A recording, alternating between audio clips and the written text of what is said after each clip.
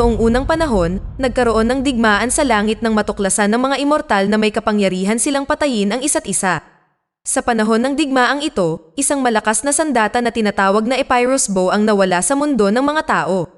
Ang mga nagwagi sa digmaang ito ay naging mga Diyos, habang ang mga natalo ay naging mga Titan, na ngayon ay nakakulong sa mga bundok ng Tartarus. Isang dalagang oracle ang nagising mula sa kanyang pagkakatulog. Tinanong siya ng kanyang mga kasama kung anong pangitain ang nakita niya. At sinabi niya sa kanila na nakita niyang pinalaya ni Haring Hyperion ang mga Titan mula sa kanilang kulungan. Naniniwala siya na nais ng hari na hanapin ang Epirus Bow upang pamunuan ang sangkatauhan. Sa sandaling iyon, ang malaking hukbo ni Haring Hyperion ay nagmarcha patungo sa Great Wall at ang hari mismo ay pumasok. Hiniling ng hari na malaman ang kinaroroonan ng mga oracle, ngunit pinigilan siya ng pari na nagbabala sa kanya na tiyak na magagalit sa kanya ang mga Diyos kapag nagpatuloy siya. Hiniling ni Hyperion sa pari na sabihin sa kanya kung nasaan ang mga Diyos noong ang kanyang anak at asawa ay naghihingalo at tuwing siya ay nagdarasal araw-araw. Pagkatapos ay sinunog niya ang kaawa-awang lalaki pagkatapos makatanggap ng hindi nakakakumbinsing sagot. Ipinahayag niya na tatapusin niya ang paghahari ng mga Diyos. Sa isang lugar sa isang Hellenic village, si Theseus ay nakatira kasama ang kanyang ina. Isang araw, ang mga bantay ng nayon ay pinatugtog ang kampana at ang lahat ay nagtipon sa sentro ng nayon. Ipinaliwanag ng isang commander na si Helios na sinamsam ni Hyperion ang monasteryo ng Sibylline at malapit ng salakayin ng kanyang hukbo ang kanilang nayon, kaya kailangan nilang lahat na lumikas sa Mount Tartarus sa likod ng Great Wall. Mabilis na nagsimulang lumikas ang mga taga-nayon, ngunit si Theseus at iba pang mga magsasaka ay napilitang manatili dahil sa kanilang pagiging mababang uri. Dahil dito, nakipag-away si Theseus sa isa sa mga sundalo na si Lysander. Hinarap niya ang 5 mga sundalo ng sabay-sabay at nagawa niyang makuha si Lysander bilang hostage. Dumating si Helios upang ayusin ang problema at ipinangako kay Theseus na titiyakin niyang ligtas na dadalhin ang mga magsasaka kinabukasan. Pagkatapos nito ay pinaalis niya si Lysander. Hiniling ni Helios kay Theseus na sumama sa kanya, ngunit tinanggihan niya ang mga ito na nagsasabi na hindi sila mapagkakatiwalaan at itatapon ang kanyang uri kailanman nila gustuhin. Pagkatapos ay pumunta si Theseus sa kanyang guro, isang matandang lalaki na nagsabi sa kanya na hindi siya aalis sa nayon para lang mamatay ng mabagal na kamatayan. Sa halip, nais niyang mamatay ng mabilis sa kamay ng mga sundalo ni Hyperion.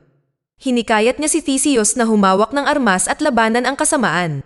Nang gabing iyon, nang matutulog na ang matanda, nakaramdam siya ng presensya at mabilis na nagbago sa kanyang tunay na anyo bilang ang Diyos na si Zeus. Ang kanyang stalker ay ang kanyang sariling anak na babae, na si Athena, na nagtanong sa kanya kung bakit siya gumugugol ng maraming oras sa pag-iimpluwensya kay Theseus. Inamin ni Zeus na si Theseus lamang ang maaaring mamuno sa hukbo na kayang labanan ang mga sundalo ni Hyperion, ngunit ito ay dapat sa kanyang sariling pagpipilian. Matapos ilikas ng hukbo ang mga high-blooded nobles, sila ay umalis at iniwan si Lysander kasama ang iba pang mga commander para protektahan ang mga magsasaka. Si Lysander, gayunpaman, ay walang awang pinatay ang mga commander at mabilis na nagtungo kay Haring Hyperion upang sumailalim sa kanyang hukbo, ngunit kailangan ni Hyperion ng isang traidor. Wala siyang pakialam sa impormasyong iniaalok ni Lysander at gusto lamang niyang malaman kung saan nagtatago ang oracle, dahil siya lang ang nakakaalam ng Epirus Bow.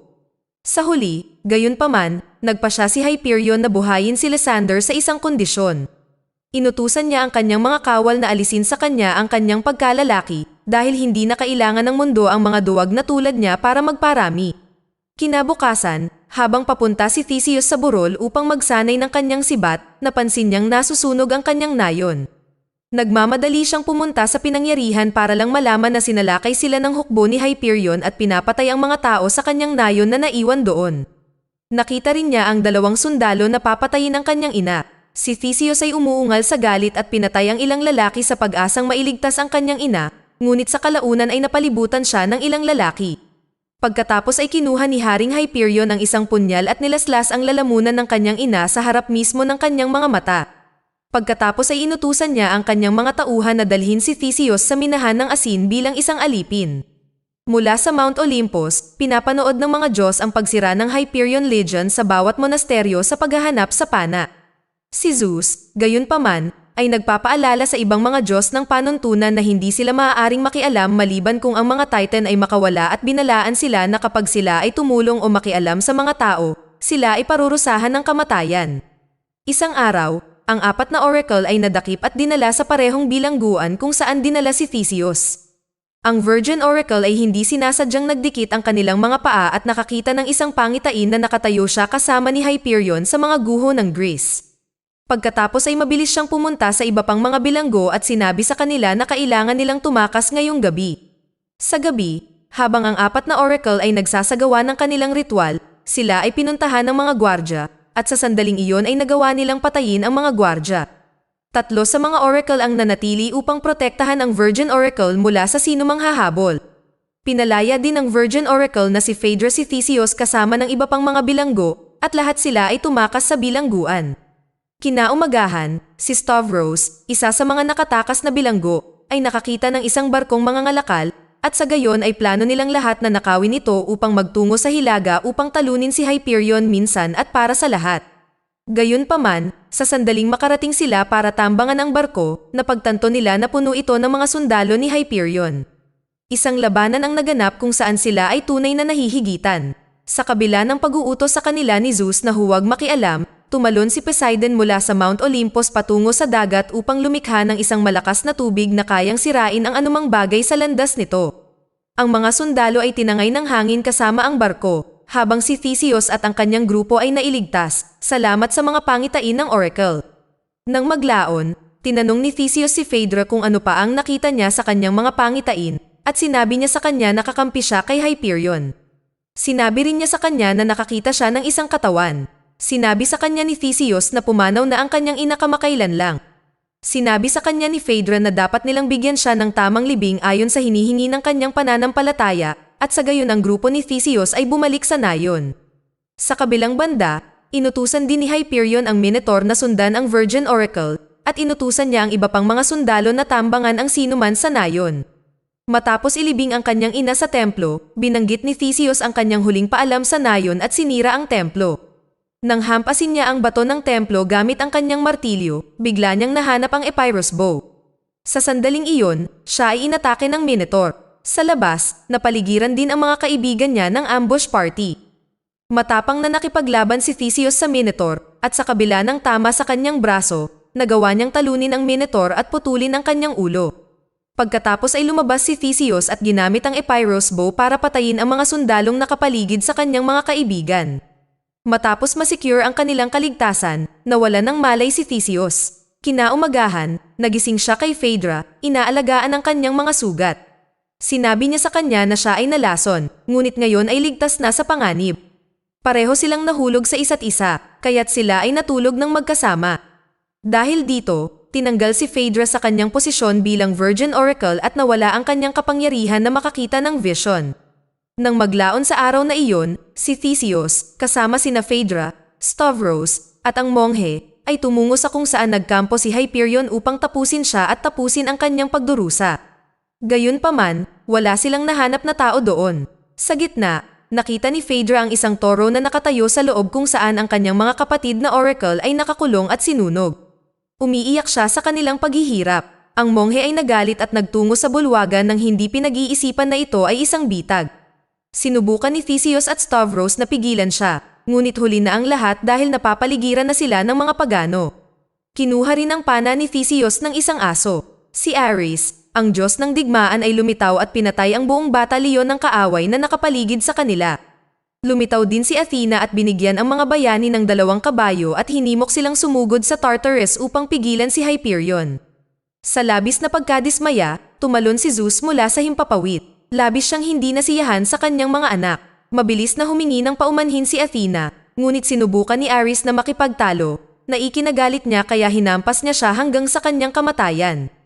Pagkatapos ay humarap si Zeus kay Theseus at binalaan siya na wala ng Diyos na tutulong sa kanya muli at siya ay mag-isa na lang.